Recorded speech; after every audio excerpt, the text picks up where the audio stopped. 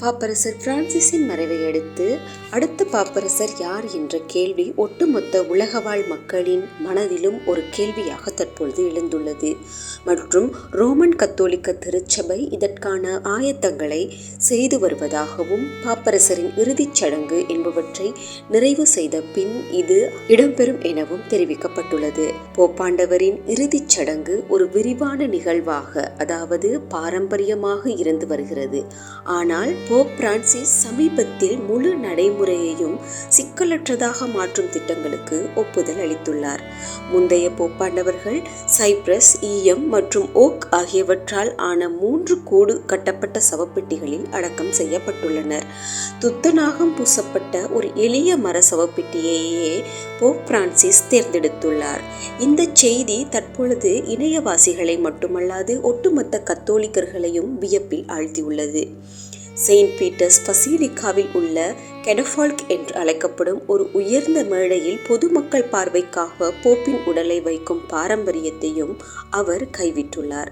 அதற்கு பதிலாக அவரது உடல் சவப்பெட்டிக்குள் இருக்கும் வரை மூடி அகற்றப்பட்டு தூக்கப்படுபவர்கள் அஞ்சலி செலுத்த அழைக்கப்படுவார்கள். வத்திக்கானுக்கு வெளியே ஒரு நூற்றாண்டுக்கும் மேலாக அடக்கம் செய்யப்படும் முதல் போப் பிரான்சிஸ் இவர் என்பதும் குறிப்பிடத்தக்கது. ரோமில் உள்ள 4 பெரிய போப்பாண்டவர் பசிலிக்காக்களில் ஒன்றான செயின்ட் மேரி மேஜர் பசிலிக்காவில் அடக்கம் செய்யப்படுவர்.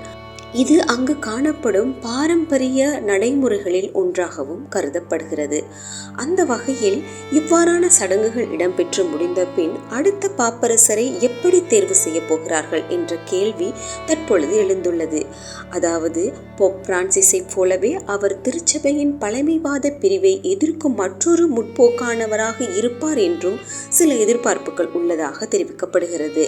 இருப்பினும் பிரான்சிஸ் அடக்கம் செய்யப்பட்டவுடன் நடைபெறும் தேர்தல் செயல்முறை மிகவும் இரகசியமாக இடம்பெறும் என்பது அனைவரும் அறிந்ததே. சிஸ்டைன் சர்ஃபலின் புகைப்போக்கிலிருந்து வெளியேறும் வெள்ளை புகை புதிய பாப்பரசர் தேர்ந்தெடுக்கப்பட்டதை உலகுக்கு தெரிவிக்கும் வரை எந்த தகவலும் உறுதியானதாக இருக்காது.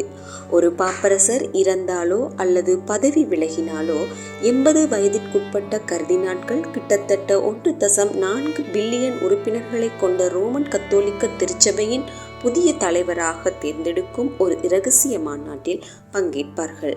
இந்த நிலையில் கர்தினால்கள் எதிர்வரும் நாட்களில் ரோமுக்கு வர தொடங்கிய பிறகு மாநாட்டின் திகதியை நிர்ணயிப்பார்கள்.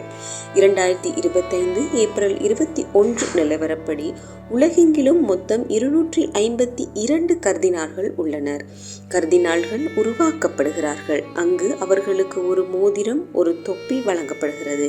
அவர்கள் பாப்பரசருக்கு விசுவாசமாக இருப்பதாக உறுதியளிக்கிறார்கள். இந்த வாக்குறுதிகளின் கீழ் இரகசிய மாநாட்டின் மூலம் இந்த பாப்பரசர் தெரிவு செய்யப்படுவதாகவும் தெரிவிக்கப்படுகிறது.